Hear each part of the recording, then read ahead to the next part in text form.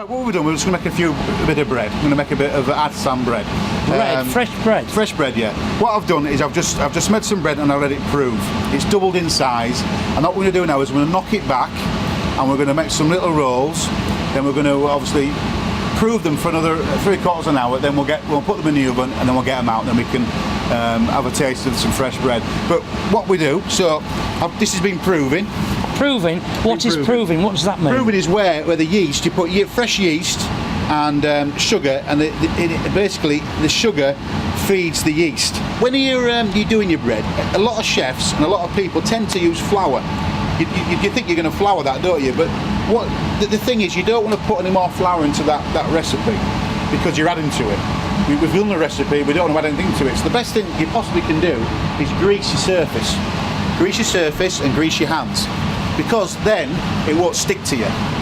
It's had 10 minutes of kneading, and all you do is knocking it, because it's obviously rows. You want to get it back, and then you want to shape your dough. And you see that nice elastic. So you're rolling it out. Roll it out, then we're going to do is make into little the bread. They're not very big slices. No, well, it's got to prove again, hasn't it? It's got to prove again. It's got to come up again, like. Yeah. So you're the second prove now, you see. This is the first. You've done the first proof. You've knocked it back. You know, there's a lot more to this making bread than what I ever thought. Really? Yeah. No, it's well. What I did, was I worked in a hotel in York. And I started to make bread, and it wasn't very good, to be fair. And then this chef that was there said, "Why don't you come and do a lesson with me?" I said, "Aye, all right then." And he said, "Right, be in York by 5 o'clock in the morning." I said, 5 in the morning? He said, "Yeah, that's what time we get up to make it." So that's what I did. And it's very therapeutic doing it as well. So when you make your bread, you've proved your bread, and once it's doubled in size, you knock it back, knock all the air out. Then you make them into the bread rolls again. Then there was second proof. So these are proved again. Yes. So what would the next stage for these is to go in the oven. Keith, these have just been brought to us. What is all this? Basically, I'm just making some flatbread with some Italian tomato sauce on it, homemade.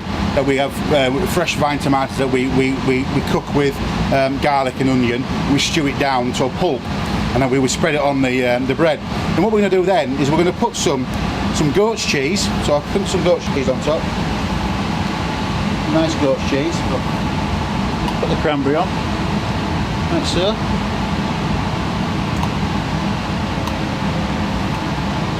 And what we do is just put some spinach on. The spinach will cook. Spinach leaves. Spinach leaves. Like so.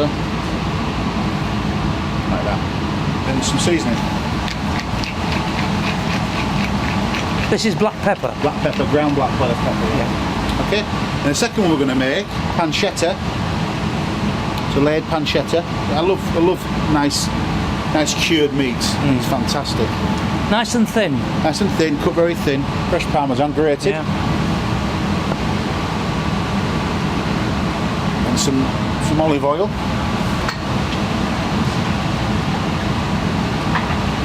And we'll put some fresh mozzarella on there as well.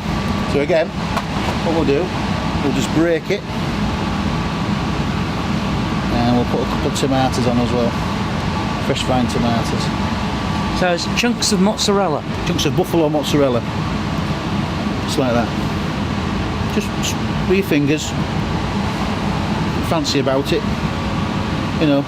Making this sort of food's not fancy, it's just really good to do. Wholesome. Wholesome, yeah. Right, and that's that. Cheers, John.